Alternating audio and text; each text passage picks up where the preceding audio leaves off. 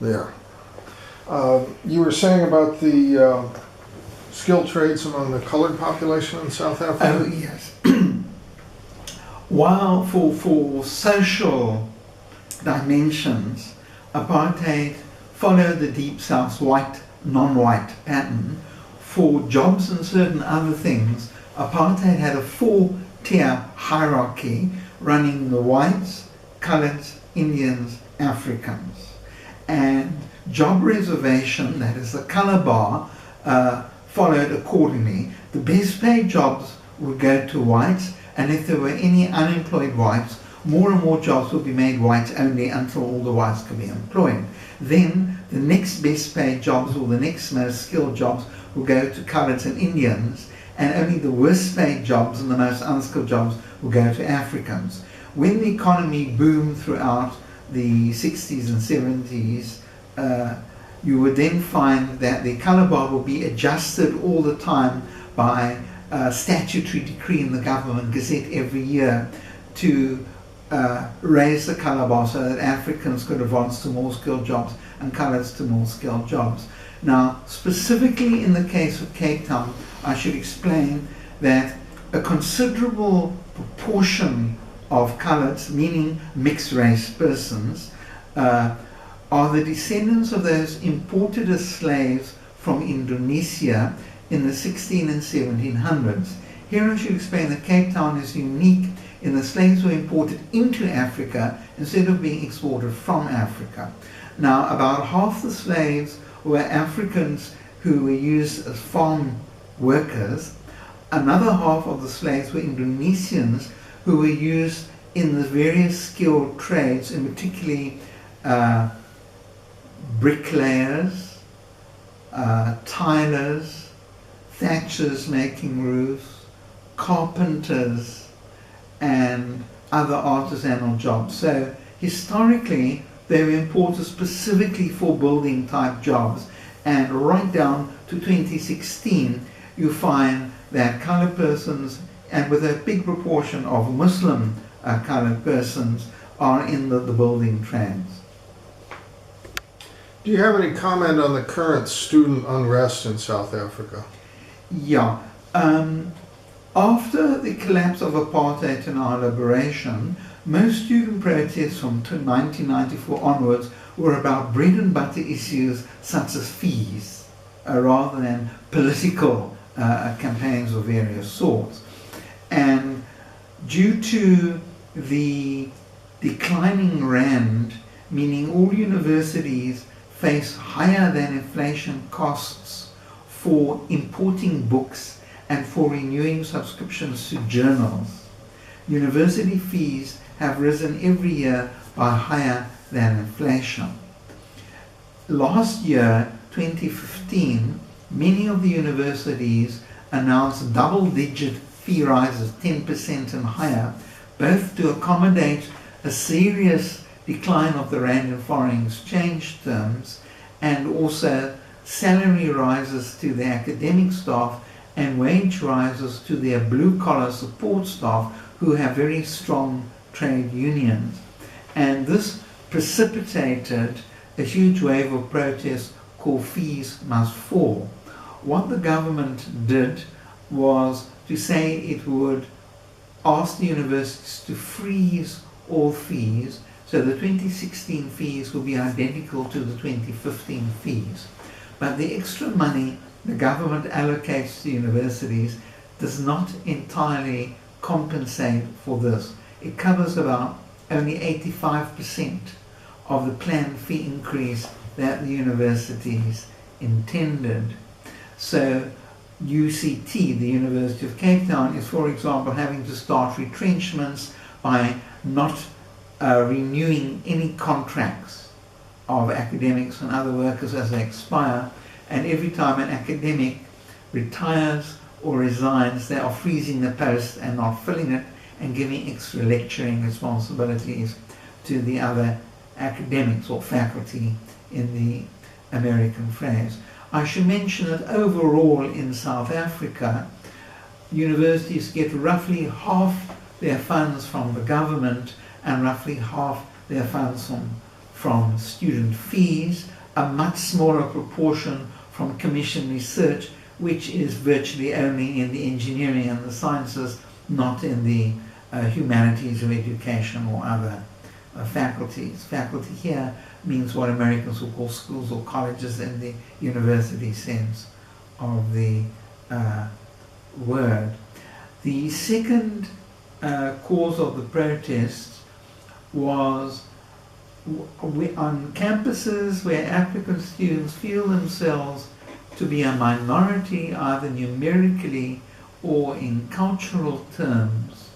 A campaign started off by demanding that a statue of Cecil John Rhodes, a notorious robber baron cum imperialist, would perhaps be the briefest summary of him, be removed from a place of honor in the center of campus, and then demanding a large number of symbols reflecting the old white supremacy centuries be removed, buildings be renamed, etc., and that no buildings are named after blacks, only whites, etc., for a variety of works of art and names.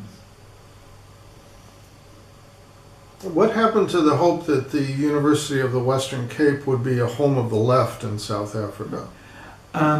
Its height as an intellectual home for the left, in the phrase of Jakes Gerwel, was during the 1980s, where it attracted a huge number of highly committed left-wing and also liberal academics who were quite passionate in a range of disciplines, for example, history and English in particular.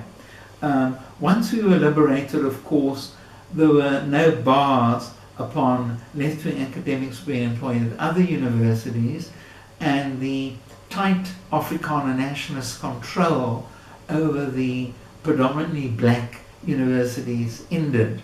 So there is nothing special about UWC today, 2016, in that sense. UWC does have overall usually a more collegial culture than other universities, and of course its history department is quite respected.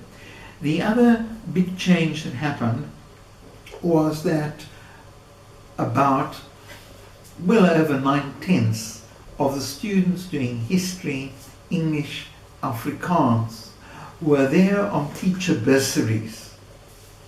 Now, the government decided in the early years of democracy that with segregation and duplication of facilities, there was in fact an oversupply of teachers except for maths and science.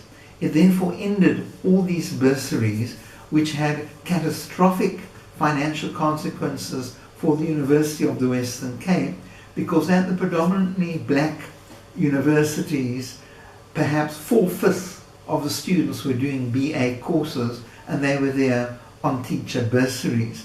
So enrollment plummeted with the end of these bursaries. Today, the University of the Western Cape has got a very strong science BSc track, as it's producing about 100 doctorates per year. A majority of these are in the hard sciences, such as BSc. There's a big astronomy section of the physics department, for example, about 8 tenured faculty in astronomy, and is producing black graduates for the Square Kilometre Array, that is the world's biggest radio telescope.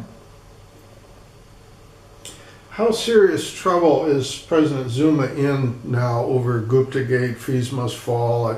It's like all I've been hearing on the news is Yes. Zuma's problems. Yes. It is, of course, very good that the press makes it a front page campaign to oppose corruption, because kleptocracy is very serious in most third world countries.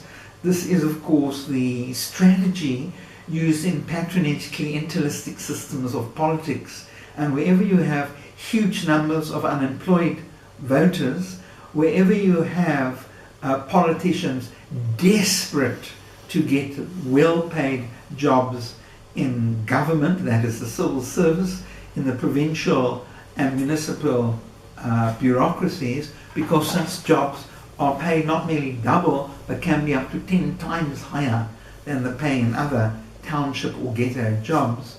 You get a huge emphasis on these clientelistic systems of politics. Until now, Zuma has remained president by outvoting and outmaneuvering all his rivals in the ruling political party, the African National Congress. He has ensured that his opponents and rivals have been squeezed out of the national executive, the National Working Committee, the provincial executives, and the larger metro, the party structures in the 6 largest cities. The opposition, of course, has naturally, as is part of his job description, made campaigning against government corruption a major plank. And this, of course, tends to produce defensiveness, especially in public, by members of the ruling party. As the corruption scandals have got more and more serious, for example, the amount Zuma, or rather the bureaucracy, has spent on his private country estate would be equivalent to very roughly maybe what about 20 million US dollars. Now, if Obama spent $1 on his Chicago flat or apartment, you bet there will be Republican impeachment and commissions of inquiry in both houses of Congress. So that has meant that there is now within the ruling party an unprecedented amount of public criticism of the levels of corruption there. And of course, we are now entering a municipal election campaign. Most probably the municipal elections will be held in August this year, 2016. If Zuma is replaced, will it be by the ANC, or will the ANC stand or fall by him? At the moment, the ANC has a 62% majority in Parliament and similar majorities in 8 out of the 9 provinces. The official opposition, that is an American phrase, the minority party, rules this province, the Western Cape, and rules the second largest city in South Africa, Cape Town. So the most likely way that Zuma would be replaced is that his own party would recall him, exactly as of course it recalled Thabo Mbeki around 2007, and the way that the British Conservative Party, for example, recalled Margaret Thatcher. I should explain that this is a parliamentary style democracy rather than a presidential style democracy, so you do not need impeachment as will be the case in the USA. Here, the parliamentary caucus of the ruling party or its national executive committee can recall and replace a president if need be. One could also mention here, though, that if there are 2 things. Firstly, President Zuma's term as a party leader expires in 2017, although the next general election is only in 2019. So since we have the US-style term limitation of 2 terms only for the president, this means that in 2017 the ANC is scheduled to choose Zuma's successor, who will remain party leader for 2 years and then become national president in 2019, should the ruling party continue to rule. It would also be useful at this point to notice that South Africa has with Israel the most pure form of proportional representation in the world. There is no threshold except the natural threshold. In other words, since we have 400 members of parliament, if you get 0.25% of the vote in any geographical precinct, you are guaranteed 1 member of parliament. This in Israel, it now requires 2 MPs, and I think it's going to go up to about 6 or 8 MPs fairly soon. So proportional representation is more sensitive to asymmetrical abstention by party supporters than any other electoral system. That is, if all the opposition voters continue to vote for opposition parties in the municipal election coming up now in 2016 and the next general election in 2019, but significant numbers of African National Congress voters and supporters abstain from voting because they are disillusioned with President Zuma's corruption, that will immediately be reflected in that the ruling party will get significantly less representatives in Parliament, the provincial legislatures and municipalities, and even if the opposition parties get not one more vote in absolute numbers, they will get proportionately a far higher number of municipal councillors, of provincial legislatures and of members of Parliament. So those are some of the things to watch out for in August 2016 and in 2019. Who do you think the